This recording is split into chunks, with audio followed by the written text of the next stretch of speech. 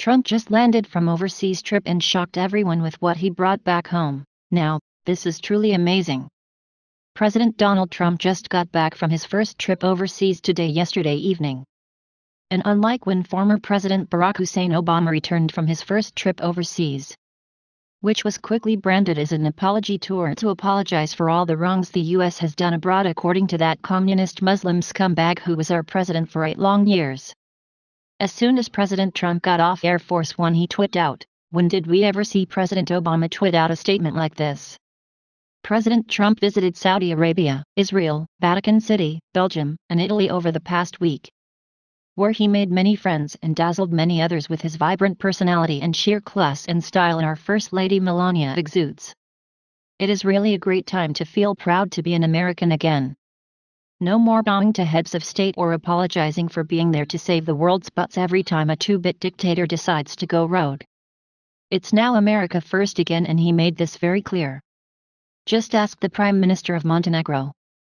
While in Saudi Arabia, President Trump signed a $110 billion arms deal which the White House said would provide fighter jets, radar equipment, combat jets, fighter jets and anti-missile defense systems to Saudi Arabia.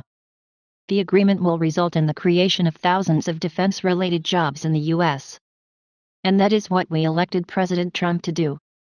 To end the Obama economy and finally put us on the right track, which he has been working hard to do. No excuses nor blaming his predecessor like Obama spent doing for his whole 8 years as President of the United States.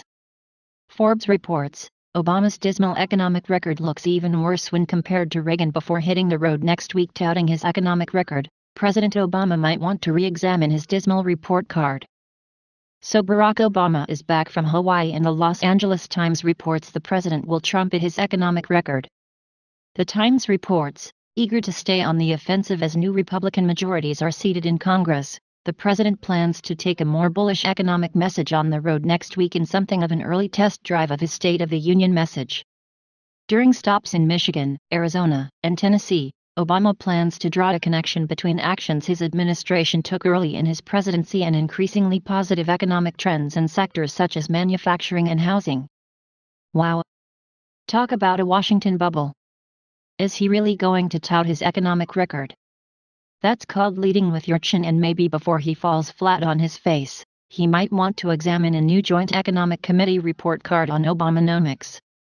On almost every measure examined, the 2009-15 recovery since the recession ended in June of 2009 has been the meekest in more than 50 years. Start with the broadest measure of economic progress, growth in output. The chart below compares the Obama growth pace with that of the average recovery coming out of the last 8 recessions and with the Reagan recovery and over the same number of months, 77. Democrats used to disparage the Reagan expansion as nothing special, yet the growth rate over the first 25 quarters under Reagan was 34% versus 14.3% under Obama. How much does this matter? If we had grown at an average pace, GDP in 2015 would have been about $1.8 trillion higher. Under the Reagan recovery, growth would have been almost $2.8 trillion higher. It is certainly true that every recession is different in cause and consequences, so the JEC dug deeper into the numbers. It examined GDP growth on a per capita basis. The Reagan recovery was abnormally strong in part because it happened when millions of baby boomers swept into the workforce, adding to growth. But even on a per capita basis, real GDP has grown only 9.0% versus 18.8% for the average recovery. That is the lowest of any post-1960 recovery. It is certainly true that every recession is different in cause and consequences, so the JEC dug deeper into the numbers. It examined GDP growth on a per capita basis. The Reagan recovery was abnormally strong in part because it happened when millions of baby boomers swept into the workforce, adding to growth. But even on a per capita basis, real GDP has grown only 9% versus 18.8% for the average recovery. That is the lowest of any post-1960 recovery. Next, the JEC measured job market trends. Again, we see a failing record. Yes, official unemployment of just over 5% today is very low. But that's the biggest lie in America, right up there with "we're from the government and we're here to help."